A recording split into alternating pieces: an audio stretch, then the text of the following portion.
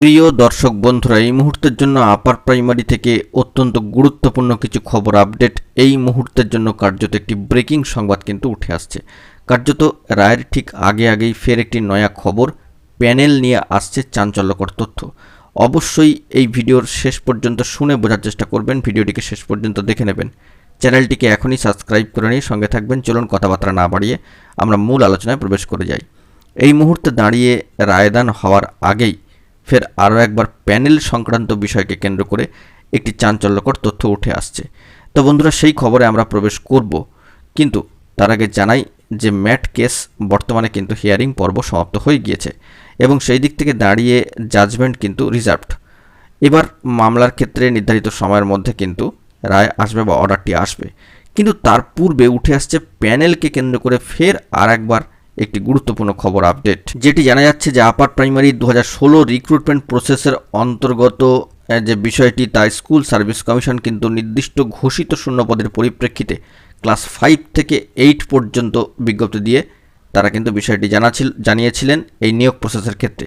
কিন্তু 10টি বছর অতিক্রান্ত হয়ে গেলেও মহামান্য কলকাতা হাইকোর্টের ডিভিশন বেঞ্চে আপার প্রাইমারি ম্যাট কেস হিয়ারিং পর্ব সমাপ্ত হলেও এখনও পর্যন্ত কিন্তু একজনের নিয়োগ পাননি। তবে রায়দান এলে কী হবে না হবে তার উপরে কিন্তু সবটা নির্ভর করছে। দ্রুত রায়দান করা হবে এমনই একটি বার্তা উঠে আসছে সামাজিক গণমাধ্যমের সূত্র ধরে।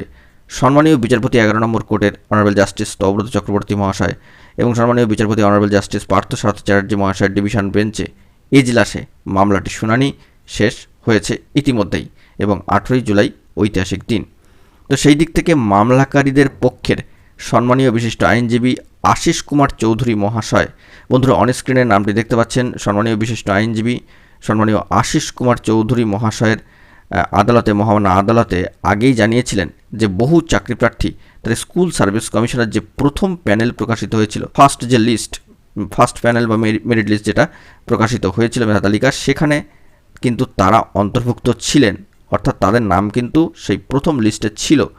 অথচ চূড়ান্ত প্যানেল প্রকাশের পর দেখা যাচ্ছে যে প্রথম প্যানেলে যাদের নাম ছিল তারা অধিকাংশই কিন্তু বাদ পড়ে গিয়েছেন বলে এমনটাই অভিযোগ। প্রসঙ্গত এখানে উল্লেখ্য যে প্রার্থীর ক্ষেত্রে টেটের প্রাপ্ত নম্বর বারবার মূল্যায়ন করে যা নিয়োগ সংক্রান্ত আইন বিরোধী, অথচ এই পুনর্মূল্যায়নের তথ্য স্কুল সার্ভিস কমিশন বা এসএসসি আজও প্রকাশ করতে পারেনি।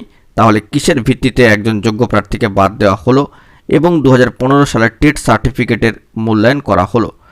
তো সেই দিক থেকে তাদের প্রাপ্ত নম্বর জানানো হলো না, তাহলে পরবর্তী নিয়োগ প্রক্রিয়ায় কোন টেট সার্টিফিকেটের ভিত্তিতে অংশগ্রহণ করবে সেই বিষয়টি বিবেচনা করতে হবে।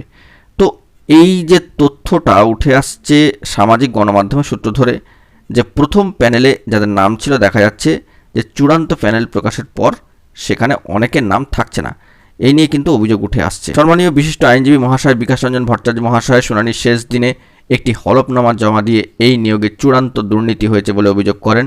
তিনি সেই হলফনামায় দাবি করেন যে এই মামলার তদন্ত সিবিআইকে দিয়ে করাটাই বাঞ্ছনীয়।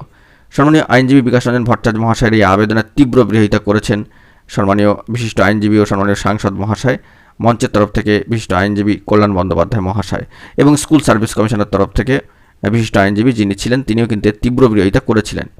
তো তিনি এই মামলায় বর্তমান মেধা তালিকা ভুক্তদের হয়ে মহামান্য আদালতে সওয়াল করেছেন, অর্থাৎ মঞ্চের তরফ থেকে। মূলত সব পক্ষের সওয়াল জবাব শেষে পর্বে হাইকোর্টের অর্থাৎ মহামান্য কলকাতা হাইকোর্টের সম্মানীয় বিচারপতি তব্রত চক্রবর্তী মহাশয়ের ডিভিশন বেঞ্চের পর্যবেক্ষণ, এইভাবে দীর্ঘদিন ধরে এক মামলা শুনানি চলতে পারে না, তাই আজই এই মামলা শুনানি শেষ করা হলো। দ্রুত এই মামলার চূড়ান্ত রায় ঘোষণা হবে বলে জানিয়েছেন সম্মানীয় দুই বিচারপতির ডিভিশন বেঞ্চ। তো দেখা যাক পরবর্তী ক্ষেত্রে কি খবর আপডেট উঠে আসে। আপাতত সামাজিক গণমাধ্যমের সূত্র ধরে এই বার্তাটি উঠে আসলো, তো দেখা যাক, আমরা সেই দিকে কিন্তু ফোকাস রাখছি। অবশ্যই গুরুত্বপূর্ণ তথ্য পেলে সবটা প্রোভাইড করব। এখন এটুকুই, সকলে ভালো থাকবেন, চ্যানেলটিকে সাবস্ক্রাইব করে সঙ্গে থাকবেন।